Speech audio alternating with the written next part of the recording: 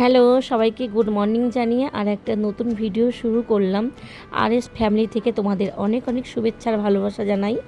তো এখন তো ছেলের এক্সাম চলছে, তো একদিন পর পর হচ্ছে। আর আজকে নেই, কালকে ছিল, আবার কালকে হবে। তো দেখো ওকে অনেকক্ষণ থেকেই আমি ডাকছি যে বাবান উঠ, একটু ব্রাশ ট্রাশ করে কিছু খেয়ে দিয়ে পড়তে বস। মানে সকালবেলায় 1 থেকে 2 ঘন্টা আমি একদম পুরো ফ্রি থাকি।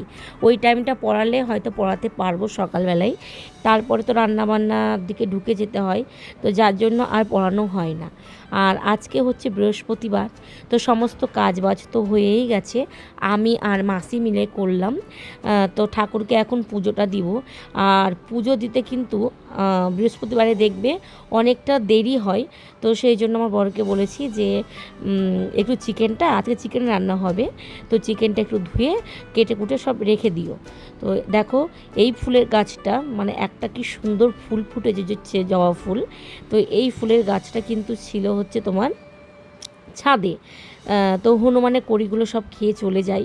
তো আজকে সকালবেলায় ছাদে উঠে দেখছি একটা ফুল ফুটেছে, তো দেখে এত ভালো লাগছিল, সেই টবটা আমি নিচে এনে রাখলাম। আর গাছে একটা ফুল ফুটেছে আর দুটো কড়ি আছে, তো ওই কড়ি দুটো কিন্তু হনুমানে খেয়ে যাবে, তো সেই জন্যই আমি নিচে নামিয়ে দিয়েছি। আর দেখো বৃহস্পতিবারে না পুজো দিয়ে এমন একটা শান্তি পায় মনে।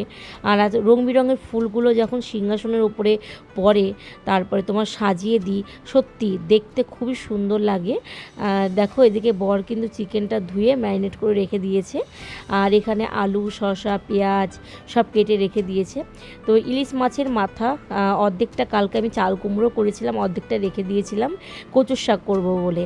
তো মাকে আবার ফোন করে বললাম যে একটু কচুর শাক দিয়ে যাও, তো আমার মা বা জমির থেকে মানে কেটে দিয়ে গেল। তো অনেকটাই দিয়েছে, তো আজকে কিছুটা করব।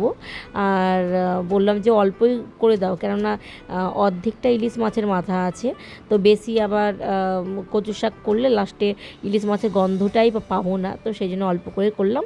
আর বাকি কচু শাকগুলো কিন্তু আমি রেখে দিলাম, তো সেটা কালকে করব।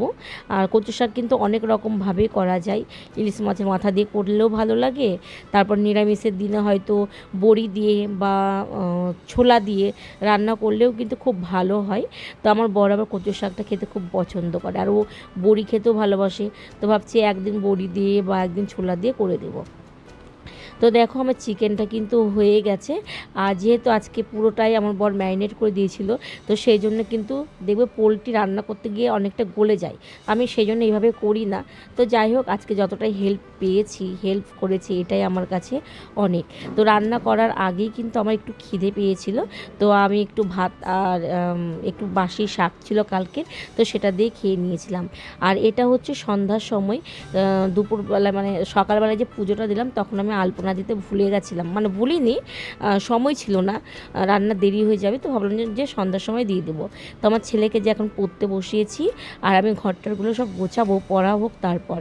তো পড়তে বসিয়েও না চা না খেলে আমি ঠিকমতো পড়াতে বসতে পারি না, মনে হয় মানে এনার্জি পায় না, মাথা ধরে থাকে।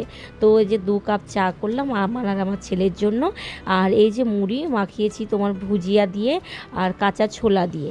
তো ছোলাটা 2-3 দিন আগে বর ভিজিয়ে রেখে দিয়েছিল অনেকটা, তো আজকে বললো যে রাতে ছোলার ঘুগনি করো আর রুটি করো। তো অনেক দিন ভাবছি যে লুচি করা হয় না, আমার শ্বশুর আবার লুচি খেতে ভালোবাসে, তো ভাবছি যে ছোলার ঘুগনি করব আর তার সাথে লুচি করব। এই যে 3টে দেখতে পাচ্ছ, ওটা কিন্তু বরের রুটি করব, ওটা অন্য ময়দা। আর এটা হচ্ছে পদ্মা ময়দা, এটা দিয়ে লুচি করব। তো বরের এই ময়দাটা দিয়ে আমরা সবাই খাই না, তো জিম করে, তো সেই জন্য ওর আলাদা ময়দা আর অনেক দাম, তো সেই জন্য আমরা কমা ময়দাটাই খাই, বরকে শুধু ওটা 3টে করে রুটি করে দিই। আর ছোলার যখন সিটি দিয়েছিলাম, তো তখন কিন্তু আমি একটা আলু দিয়ে দিয়েছিলাম, তো আলু দিয়ে একটু ভাঙা ভাঙা করে দিলাম যাতে একটু ঘুগনিটা গাঢ় হয়। তো রুটি তো হয়ে গেছে, আর এই হচ্ছে গরম গরম ফুলকো ফুলকো লুচি। তো চলো আমার কিন্তু রেডি হয়ে গেছে। তো এই হচ্ছে লুচি আর ঘুগনি। তো আমার ছেলে টিভি দেখছিল, তো ওকে আমি আগে দিয়ে দিয়েছিলাম, ও খেয়ে নিয়েছিল, নইলে কী হবে বলো তো, ঘুমিয়ে পড়লে আর খেতে চাইবে না। তো চলো বর আসুক তারপরে খাওয়া দাওয়া করবো। তাহলে আজকের মতো টাটা, গুড নাইট।